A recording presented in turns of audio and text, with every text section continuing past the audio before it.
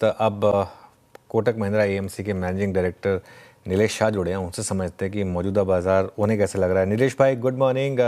काफ़ी एक्सपेक्टेशन थी इस अर्निंग सीजन से, लेकिन पहली फोर्टनाइट देखकर लग रहा है कि इस बार भी शायद थोड़ा डिसअपॉइंटिंग रहेगा मामला। अनडाउटेबली अनुज भाई, अब तक जितनी भी कंपनीज के नतीजे आए हैं, ज्यादातर कंपनीज के नतीजे उम्मीद से थोड़े कम आए हैं। मिड कैप्स में अर्निंग्स ग्रोथ फिर भी अच्छा रहा, लेकिन बोथ लार्ज कैप और स्मॉल कैप में अर्निंग्स ग्रोथ उम्मीद से कम आया है। अब मेरे हिसाब से इस क्वार्टर की अर्निंग्स और इस पूरे साल की earnings high single digit growth दिखाएगी, एंड वो मार्केट की उम्मीद से थोड़ा कम रहेगा।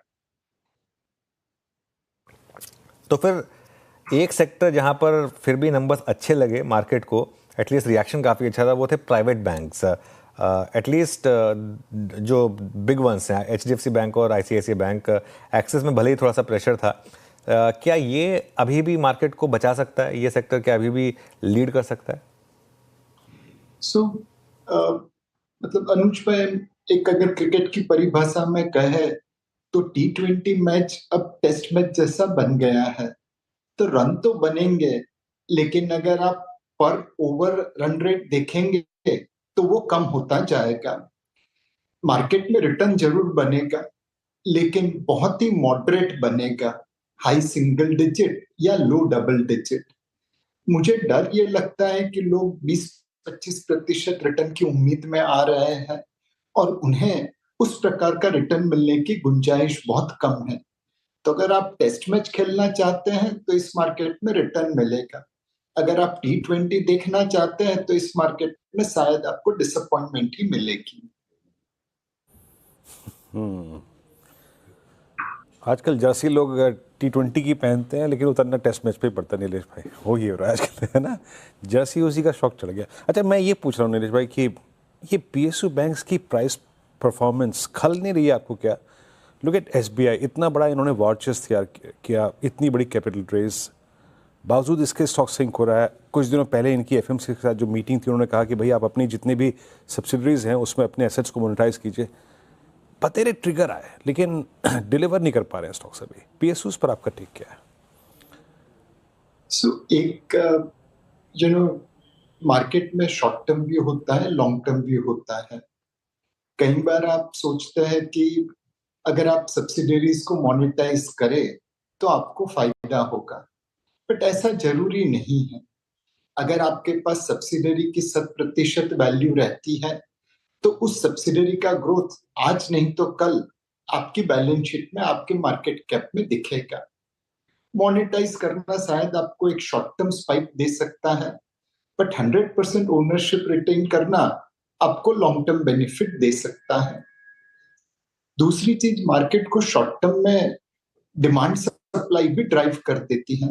जब आप इतना बड़ा इश्यू करते हैं, जाहिर है कि आपके निवेशकों की जितनी रिक्वायरमेंट थी वो मीट हो गई, उनकी डिमांड सेटिस्फाई हो गई। तो अब वो शायद सेकेंडरी मार्केट में उतनी खरीदारी करने नहीं आएंगे जितनी पहले कर रहे थे। तो बड़ी सप्लाई के बाद एक प्राइस कंसोलिडेशन होना स्वाभाविक है।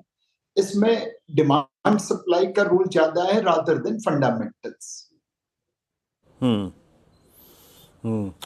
ठीक है, ये PSU बैंक्स पे आपका टेक हो गया। अब आते हैं आज की सबसे बड़ी, आई थिंक, जो डिप है जिस स्पेस में, वो है रियल एस्टेट। और पिछली बार भी नीलेश भाई आपने जो उदाहरण रियल एस्टेट को लेकर दिया था, जिस प्रकार के फ़ोन कॉल्स आपके पास आते हैं, यकीन मानिए मैं दिल्ली NCR का एग्जांपल दे रहा हूँ नीलेश भाई। मतलब पिछले 3 साल में जो प्राइस अप्रिशिएट हुए हैं, आज की तारीख में एक नया मकान खरीदना नामुमकिन है, स्पेशली मिडिल क्लास के लिए। ये प्राइस पर real estate exactly as a asset, that is something different. लेकिन ये प्राइस आपको लगता है कि ये होल्ड कर पाएंगे जो एडवांटेज पिछले 1-1.5 साल में रियल एस्टेट को बाजार ने दिया है? हमें लगता है कि रियल एस्टेट एक कंसोलिडेशन फेज में जा रहा है। कमर्शियल रियल एस्टेट में डिमांड ज्यादा है because of global capability centre and IT services demand, but residential real estate में दाम बढ़ने की वजह से लोगों के बजट से ये बाहर हो रहा है। ब्याज के दरों में कटौती हो रही है, उससे थोड़ी रिलीफ हाउस बायर्स को मिलेगी। पर जिस तरह से दाम में बढ़ोतरी हुई है, आज ज्यादातर मिडिल क्लास लोगों के बजट से रियल एस्टेट खरीदना थोड़ा लंबा हो गया है। तो हमें लगता है कि एक प्राइस कंसोलिडेशन का ट्रेंड चालू होगा। बंबई जैसे शहर में रीडेवलपमेंट सप्लाई भी काफी है, उस वजह से भी दाम के ऊपर एक कंसोलिडेशन फेज आ जाएगा। और हमें लगता है कि इस वक्त रियल एस्टेट सेक्टर में वॉल्यूम में कटौती होने के चांसेस बहुत ज्यादा है। जब भी हम रियल एस्टेट के डेटा स्पेशली बंबई जैसे शहर में देखते हैं, तो हमें ये याद रखना जरूरी है कि इसमें रीडेवलपमेंट की जो सेल्स होती है उसे भी वो सेल्स में काउंट कर लेते हैं। तो बेस वाइज वो थोड़ा ज्यादा लगता है जब रीडेवलपमेंट की सेल्स आती है, रियल सेल्स उतनी नहीं होती है। तो रियल एस्टेट सेक्टर इस वक्त मेरे हिसाब से थोड़ी सबड्यूडनेस में जाएगा। एट द सेम टाइम ये जो लोगों की जेब में पैसा जा रहा है टैक्स रिबेट की वजह से, ईएमआई के दरों में कटौती होने की वजह से, और 8th पे कमीशन के रिकमेंडेशन 2027 की शुरुआत में लागू होने से, ये सारी चीजें शायद लोग होम इम्प्रूवमेंट के ऊपर खर्चा करेंगे। कोई पेंट करेगा, कोई टाइल्स बदलेगा, कोई पाइप्स बदलेगा, कोई इलेक्ट्रॉनिक्स लगाएगा घर में। तो रियल एस्टेट और होम इम्प्रूवमेंट सेक्टर, ये दोनों के बीच में डाइवर्जेंस आने की उम्मीद है। बिल्कुल। वैसे खैर इस पैनल में मिडिल क्लास में तो सिर्फ मैं और वीरू ही आते हैं, तो नरेश भाई तो उस लेवल को काफी पहले क्रॉस कर चुके हैं। अच्छा अनुज भाई नरेश बोले बगैर रहा नहीं जाता, बट आप कोटक म्यूचुअल फंड में एसआईपी करिए और अपने आप को अपग्रेड कर दीजिए। अच्छा चलिए ठीक है, एसआईपी वैसे खैर मेरी कंटिन्यू रहेगी। बिल्कुल आपने कहा तो एक कोटक में भी लगा देते हैं नीरज भाई, बिल्कुल। अच्छा नीलेश भाई, ये जो अच्छे नंबर आए वो आए ये न्यू एज कंपनी से। आपने इटर्नल के नंबर्स देखे होंगे, काफ़ी शानदार थे। पेटीएम के नंबर्स भी, और एटलीस्ट मार्केट में तो काफ़ी शानदार माने। पेटीएम के नंबर्स भी, हालांकि आज प्रॉफिट बुकिंग है, लेकिन काफ़ी अच्छे लगे। क्या इस स्पेस में एक वापस रीलुक की ज़रूरत है? वैसे स्टॉक्स काफ़ी चल चुके हैं लोअर लेवल से। एक बात है कि विनर टेक्स इट ऑल, ये वाला माहौल न्यू एज सेक्टर में है। जो कंपनी नंबर 1 या नंबर 2 बनती है वही प्रॉफिट करती है। नंबर 3, नंबर 4, नंबर 5 के लिए शायद जगह नहीं रहती। ये जो कंडीशंस है विनर टेक्स इट ऑल, इसके लिए हम वाइड डाइवर्जेंस देख रहे हैं। कई unlisted company let's say quick commerce के अंदर अपना धंधा सिकुड़ रही है, लॉसेस बढ़ रहे हैं। बट जो लिस्टेड कंपनीज है क्विक कॉमर्स के अंदर, उनके परफॉर्मेंस बहुत अच्छे हो रहे हैं बिकॉज कंपटीशन कम हो रही है। तो न्यू एज सेक्टर में अनुज भाई, आपको हमेशा उस कंपनी पे ध्यान रखना पड़ेगा जो जीत सके, और जीत के लिए जरूरी है कि आपके पास डीप पॉकेट्स हो या ऐसे स्पॉन्सर हो जो आपको हर समय मदद कर सके। यह सेक्टर लीडर के लिए है, फॉलोअर के लिए नहीं है। बिल्कुल। तो इस समय नीलेश भाई, आपका कंफर्ट कहाँ पर है? कहाँ पर आप इस समय दांव लगा रहे हैं? अनुज भाई, कंफर्ट लेवल थोड़ा कम ही है, एंड हमारी कोशिश यही रही है कि जिसमें वैल्यूएशन कंफर्ट हो उस क्षेत्र की तरफ निवेश करें। तो एक सेक्टर है कंज्यूमर डिस्क्रिशनरी स्पेस। जैसा मैंने पहले बताया, इनकम टैक्स रिबेट, ईएमआई दर की कटौती, 8th पे कमीशन के रिकमेंडेशन, जीएसटी टैक्स के रिडक्शन होने की संभावनाएं, और petrol diesel price pump level पे गिरने की उम्मीद, ये सारी चीजें कुछ लोगों की जेब में पैसा रखेगी। अब ये लोग कहाँ पे पैसा खर्चा करेंगे, वहां पे वॉल्यूम ग्रोथ और वैल्यू ग्रोथ दोनों दिखेगा। हम उस सारे क्षेत्र में निवेश करने की कोशिश कर रहे हैं जहां पे इन पैसों से खरीदारी होगी। दूसरा सेक्टर फाइनेंशियल सर्विसेज है।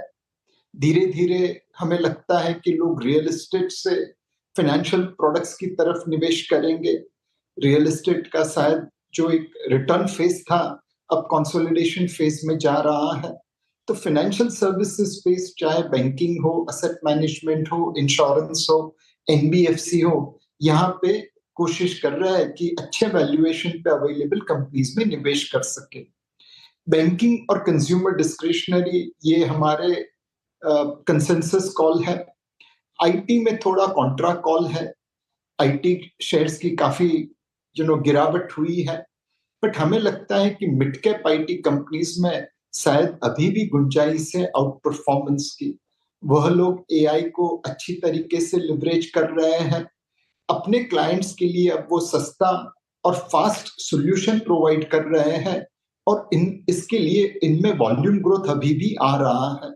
तो मिड कैप आईटी एक ऐसी स्पेस है जहां पे हम लोग सोच समझ के निवेश कर रहे हैं। ओके, मीनवाइल एमसीएक्स रखिएगा क्योंकि वो ट्रेडिंग वापस स्टार्ट हो गई, स्टॉक भी ग्रीन में आया। लग रहा है कि वो एक टेम्परेरी ग्लिच थी जिसकी वजह से कोई बहुत बड़ा इशू नहीं था और वहाँ पर ट्रेडिंग वापस शुरू हुई। एमसीएक्स इस समय रेडार पर। नीलेश भाई, कैपिटल मार्केट से जुड़े स्टॉक्स पर आपका क्या व्यू होगा? देखिए, एक स्टॉक जहाँ री रेटिंग हुई वो था HDFC AMC, और वो जेन स्ट्रीट के मामले के बाद और ओवरऑल अगर आप देखें सेबी की इतनी सारी सख्ती के बाद F&O के वॉल्यूम्स डेफिनेटली नीचे आए हैं, जबकि वो म्यूचुअल फंड के फ्लोज अभी भी इंटैक्ट हैं। क्या एक मार्केट में एक शिफ्ट है, थोड़ा सा ट्रेडिंग प्लेटफॉर्म से शिफ्ट होकर म्यूचुअल फंड्स की तरफ? ऑब्वियसली आपके लिए तो म्यूजिक टू ईयर्स होगा, लेकिन क्या ये क्योंकि ये लिस्टेड स्टॉक्स है सारे के सारे, क्या ये एक अप्रोच हो सकती है यहाँ पर? अनुज भाई, इसमें आपका और वीरू भाई का योगदान बहुत जरूरी है। ऐसे बहुत सारे क्विक मनी एडिक्ट जिसे कह सकते हैं कि उन्हें रातों रात अमीर होना है। कोई F&O में स्पेक्यूलेशन करता है, सेबी कहती है भाई 9 आउट ऑफ 10 आदमी स्पेक्यूलेशन में F&O ट्रेडिंग में लॉस करते हैं, बट 10 आउट ऑफ 10 ये बिलीव करते हैं कि हम तो 1 आउट ऑफ 10 है, 9 आउट ऑफ 10 तो कोई और है। यही लोग फिर क्रिप्टो में ट्रेडिंग करके भी नुकसान करते हैं, पॉन्सी स्कीम में ट्रेडिंग करके निवेश करके भी नुकसान करते हैं, गेमिंग खेल के भी नुकसान करते हैं। इन सारे लोगों को हमें SIP की डायरेक्शन में लाना है। मुझे लगता है कि सुबह का भूला शाम को घर जरूर लौट आएगा। हर जगह पे नुकसान करने के बाद लोगों में अक्ल आ जाएगी और वो सही तरीके से निवेश करने के पाठ सीखने लगेगा। तो आई विल से कि कैपिटल मार्केट में ऐसे क्षेत्र में निवेश करिए जहां पे इन्वेस्टर का भला हो, मैन्युफैक्चरर और डिस्ट्रीब्यूटर का भी भला हो। अगर ऐसे सेक्टर में जाएंगे जहां पे स्पेक्यूलेटर की हमेशा कटौती होगी, वो कुछ समय के लिए जरूर चल पाएगा, बट कहीं ना कहीं तो क्विक मनी एडिक्ट अपनी गलतियां समझ लेगा और सुधारने लगेगा। तो भले थोड़ा समय लगे, बट ऐसे क्षेत्र में निवेश करिए कैपिटल मार्केट में जहां पे इन्वेस्टर पैसा बनाएगा। अच्छा नीरज भाई, बहुत संक्षेप में आंसर दीजिएगा। इसके बाद में दूसरा सवाल मेरा अभी बना हुआ है, ये NSDL का IPO आएगा, आपको लगता है कि अभी डिपॉजिटरी स्पेस में भी जैसे अभी बहुत स्पेस है, मतलब ये भी वेल्थ क्रिएट करके देगा, लगता है आपको? अनडाउटेबली जैसे जैसे लोग निवेशक बनेंगे वैसे वैसे डिपॉजिटरीज का ग्रोथ भी बढ़ता रहेगा। एंड ये तो ऑलिगोपोली सिचुएशन है, 2 डिपॉजिटरी है और आज जितने 20 करोड़ के आसपास डीमैट अकाउंट है, आज नहीं तो कल ये 40 करोड़ होंगे, फिर 60 करोड़ होंगे, फिर 80 करोड़ होंगे, फिर 100 करोड़ होंगे। तो जैसे जैसे लोगों की समझ बढ़ेगी, निवेशकों की संख्या बढ़ेगी, डिपॉजिटरीज को फायदा रहेगा। चलिए, एक सेंस मैंने आपको इस IPO को लेकर भी दे दिया। अच्छा, अगर आप नीरज भाई कोविड से लेकर अब तक इस 5 साल के सफ़र को देखें, हर स्टोरी बनी, फिर कोलैप्स भी हुई, फिर उठ के खड़ी भी हुई। फार्मा आप देखिए डायग्नोस्टिक स्पेस को, आप देखिए IT को, लेकिन 2 स्टोरीज अभी भी बहुत स्ट्रॉन्ग हैं, स्टेबल हैं। आप एक हेल्थ केयर में हॉस्पिटल स्पेस को देखिए, आप होटल्स को देखिए। इस बार आप ITC होटल्स के नंबर्स को आई होप आपने देखा होगा बहुत अच्छी तरीके से। ये 2 स्पेस आपको लग कैसी रही हैं, होटल्स और हॉस्पिटल्स दोनों? हॉस्पिटल में वीरू भाई मेडिकल टूरिज्म के आने की काफी संभावना है। लोगों को पता है कि भारत में क्वालिटी हेल्थ केयर सस्ते दाम पे और सही समय पे उपलब्ध है। बाहर की दुनिया में जाए तो 6-6 महीने वेट करना पड़ता है रूट कैनल कराने के लिए, MRI स्कैन कराने के लिए। हमारे यहाँ पे ये चीज 24 घंटे में अवेलेबल है। तो हमें लगता है कि हॉस्पिटल और होटल ये दोनों सेक्टर में अभी भी गुंजाइश काफी अच्छी है। इनके वैल्यूएशन दमदार है। फ्यूचर ग्रोथ को काफी हद तक डिस्काउंट कर रहे हैं, तो आप इन क्षेत्र में निवेश जरूर कर सकते हैं, लेकिन रिटर्न की एक्सपेक्टेशन मॉडरेट करनी पड़ेगी। ऑल राइट नीलेश भाई, शुक्रिया बहुत बहुत आज हमारे साथ जुड़ने के लिए, और एज ऑलवेज अच्छा लगा आपसे बात करके। Thank you so much. चलिए इस शो को